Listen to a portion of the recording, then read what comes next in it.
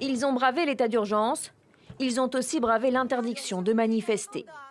Devant la mairie, ces habitants demandent des comptes aux autorités. On s'entraide, quelles que soient les tensions que nous connaissons. Mais on ne peut pas en dire autant de notre administration. Ce n'est pas seulement une honte. Pour l'administration, ils doivent être démis de leurs fonctions et emprisonnés. La cause de cette colère, les eaux qui ne cessent de monter. Résultat, des milliers d'habitations ont été inondées, certaines jusqu'au toit. Impossible de se déplacer autrement qu'en bateau pneumatique, ce qui complique les opérations de sauvetage. Par endroits, il a même fallu dépêcher des tractopelles pour creuser des tranchées et faciliter le passage. N'ayez pas peur de quitter vos maisons. La police et les sauveteurs patrouillent dans les zones inondées pour empêcher les pillages.